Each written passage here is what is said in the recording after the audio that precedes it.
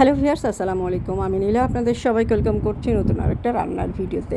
আর আজকে রান্না হবে শর্টকাট পদ্ধতিতে খাসির মাংস রান্নার একটা মজাদার রেসিপি। তো কড়াইয়ে তেল দিয়ে দেওয়া হলো। এখন তেলটা গরম হয়ে গেলে পেঁয়াজ কুচি দিয়ে দিতে হবে। পেঁয়াজটা বাদামি হয়ে গেলে এটার জন্য এক পরিমাণ মতো মশলা সব প্লেটে রেডি করে নেওয়া হচ্ছে। গোটা গরম মশলা গুঁড়ো, আদা বাটা, জিরা বাটা, রসুন বাটা, ধনিয়া গুঁড়ো, তো লবণ, হলুদ, শুকনো মরিচের গুঁড়ো সব পরিমাণ মতো নিয়ে নেওয়া হয়েছে। সবগুলো মশলা একবারে পেঁয়াজের ভিতরে ঢেলে দিব, দিয়ে একদম খুব শর্টকাট পদ্ধতিতে, বাট খেতে কিন্তু দারুণ টেস্টি হবে।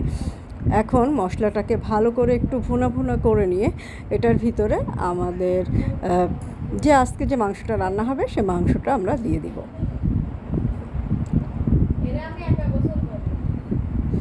তো মাংসটা দিয়ে এখন নাড়াচাড়া করে নিতে হবে। আর ভালো করে এই তেল দিয়ে এবং মাংস দিয়ে যে পানি বের হবে এটা দিয়ে কিন্তু কষানো হয়ে আসবে এবং ভালো করেই কষানো হয়ে যাবে এবং মাংসও কিন্তু সিদ্ধ হয়ে যাবে। তো অনেকখানি পানি বের হয়েছে।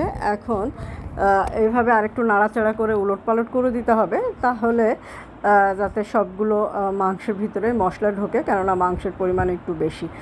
তো দেখেন এখন এটার ভিতরে আলু দিয়ে দেওয়া হলো, আর কি সুন্দর করে ওই তেল দিয়েই কিন্তু মাংসটা কষানো হয়ে গেল।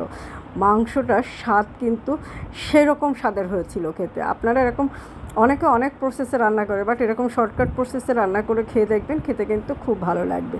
এখন ঝোলের পানি অ্যাড করা হলো, ভালো করে কষানো হয়ে গেছে, ঝোলের পানি অ্যাড করা হলো এবং কষানো মাংস কিন্তু একটু খেতে দেওয়া হয়েছে আমাদেরকে। খুবই স্বাদ ছিল মাংসটার। তো ঝোলের পানি দিয়ে ঝোলটা ভালো করে জাল করে নিয়ে, ঝোলটা খুব বেশি ঝোল রাখা হবে না, মাখো মাখো ঝোল রাখা হবে। তো এই যে ঝোলের পানি দিয়ে এখন জাল বাড়িয়ে দিতে হবে। ঝোলটা গাঢ় হয়ে আসলে, পানিটা কমে আসলে মাংসটা নামিয়ে গরম গরম ভাতের সাথে বা রুটির সাথে খেতে পারে। আমরা খেয়েছিলাম গরম গরম ভাতের সাথে, সাথে ছিল কাগজি লেবু। বুঝতেই পারছেন একদম জমে পুরোপুরি মজাদার হয়ে গিয়েছিল। তো মাংসটা খুব সুন্দর করে কিন্তু জাল করা হচ্ছে। খুব সিম্পল ওয়েতে আমরা রান্না করি, যে কোনো রান্নাই খুব সিম্পল ওয়েতে রান্না করি। অনেকে বিভিন্ন প্রসেসে রান্না করে, রান্নার প্রসেসগুলো হয়তো এক একজনের এক এক রকম, আর মুখের স্বাদও এক একজনের এক এক রকম, যার কারণে এত প্রসেসগুলো আছে। তো যাই হোক, আমাদের মাংসটা অলরেডি হয়ে এসেছে। জালটা গাঢ় হয়ে আসলে আমরা মাংসটাকে নামিয়ে ফেলবো, আর 15-20 মিনিট জাল দিব, এতে মাংসটা সিদ্ধ হয়ে যাবে খুব ভালোভাবে।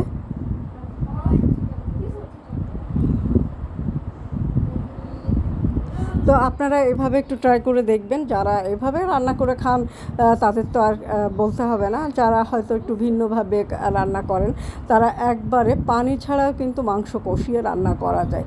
একবার হলেও এভাবে ট্রাই করবেন, হ্যাঁ। তো আর আমার ভিডিওটা মোটামুটি শেষের দিকে। এই যে জাল হচ্ছে চুলোয়, জালটা হলেই আমরা নামিয়ে ফেলবো। ঢাকনাও দেওয়া হয়নি, ঢাকনা দেওয়ার প্রয়োজন নেই, মাংস সিদ্ধ হয়ে গেছে। এই যে হয়ে গেল মাংস, খাসির মাংস রান্না করা আলু দিয়ে। তো ভিডিওটা আজকে মোটামুটি শেষের দিকে। ভিডিওটা কেমন লাগলো কমেন্ট করে জানাবেন। আর এরকম সিম্পল রান্না কে কে করে খান অবশ্যই কমেন্ট করে জানাবেন পুরো রান্নাটা দেখার পরে। আর যারা অন্যভাবে খান তারা এভাবে একটু ট্রাই করে দেখবেন, খেতে কিন্তু বেশ লাগবে।